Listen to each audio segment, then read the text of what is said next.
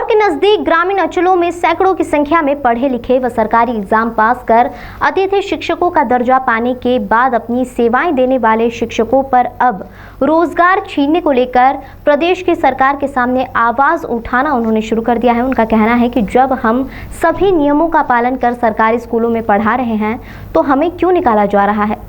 प्रदेश में डॉक्टरों के शिक्षक फिर एक बार सरकारी तंत्र से आहत होकर सड़कों पर आने को मजबूर नजर आ रहे हैं। शहर सहित ग्रामीण क्षेत्रों के सरकारी स्कूल में अपनी सेवा देने वाले अतिथि शिक्षक की सरकार द्वारा शिक्षा पद्धति को बेहतर बनाने के उद्देश्य से भर्ती की गई थी और यह भर्ती बाकायदा व्यावसायिक परीक्षा मंडल सरकारी पोर्टल के माध्यम से दी गई थी। इस परीक्षा में लाखों लोगों ने एग्जाम दी थी।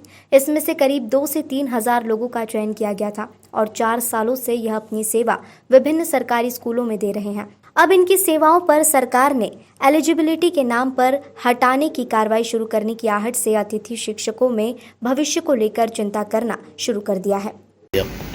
हम सभी चयनित अतिथि शिक्षक माइक्रोबायोलॉजी, बायोटेक्नोलॉजी और बायोकेमिस्ट्री सब्जेक्ट से हमने पात्रता परीक्षा जो MPP मतलब व्यावसायिक परीक्षा मंडल भोपाल द्वारा जो मध्य प्रदेश पात्रता परीक्षा से एग्ज़ाम दी गई थी उसमें चयनित हुए हैं और हम विगत 4 वर्षों से शिक्षा विभाग में अध्यापन कार्य करा रहे हैं। शिक्षक जो गेस्ट फैकल्टी होती है उसके रूप में हमारी समस्या ये है कि जब हमने पात्रता परीक्षा उत्तीर्ण कर ली और हम उसमें मेरिट लिस्ट में चयनित भी हो चुके हैं, लेकिन वेरिफिकेशन के वक्त हमें यह कहकर रिजेक्ट कर दिया गया कि हम अलाइड सब्जेक्ट से हैं। अलाइड मतलब कि हमारा जो पोस्ट ग्रेजुएशन है वो बायोटेक्नोलॉजी, माइक्रोबायोलॉजी और बायोकेमिस्ट्री जैसे सब्जेक्ट से है। तो हमारे जो प्रॉब्लम है वो ये है कि जब हम शिक्षा विभाग में पिछले 4 वर्षों से अतिथि शिक्षक के रूप में हम कार्य कर रहे हैं और हमने 100% रिजल्ट दिया है और हम वहाँ पर एलिजिबल हैं पढ़ाने के लिए,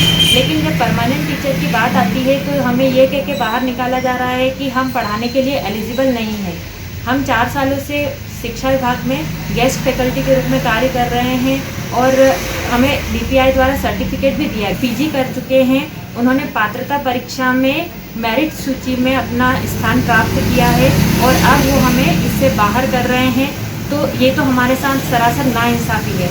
हमारा सवाल यही है माननीय मुख्यमंत्री जी, शिक्षा मंत्री जी और जो हमारा शिक्षा विभाग है उनसे हम ये अनुरोध करते हैं कि आप इस समस्या को गंभीर रूप से लें, एक कोर्स है उससे करें, क्योंकि अभी NCERT के हिसाब से चेंजेस हुए हैं, सब्जेक्ट में बदलाव हुए हैं और बहुत सारे टेक्निकल कोर्सेज को इन्होंने इंक्लूड किया है।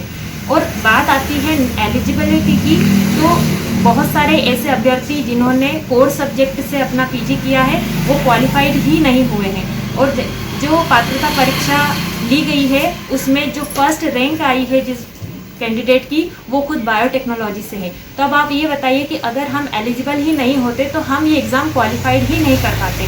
लगभग 2 लाख के करीब कैंडिडेट ने बाहर करते हैं, तो ये 50 से 60% जो कैंडिडेट हैं इनका फ्यूचर क्या होगा? हम इन डिग्रियों का क्या करेंगे आगे जब हम टीचर बनने के लिए एलिजिबल ही नहीं है? हमारा कितना टाइम, हमारा पैसा सब कुछ बर्बाद हुआ। B.Ed किया, सब कुछ किया। अगर ऐसा था तो आप जब ये एग्ज़ाम एंट्रेंस एग्ज़ाम के फॉर्म भरा रहे थे आप हमें तभी ही बाहर कर देते ताकि हमारे 4 साल वेस्ट ना होते। आपका नाम और पता? मेरा नाम बिंदुबाला पटेल है। मैं शासकीय कन्या उच्चतर माध्यमिक विद्यालय सांवेर में पिछले 4 वर्षों से गेस्ट फैकल्टी के रूप में बायोलॉजी पद पे अध्ययन कार्य करा रही हूँ और 100% परिणाम भी निकाल रहा है।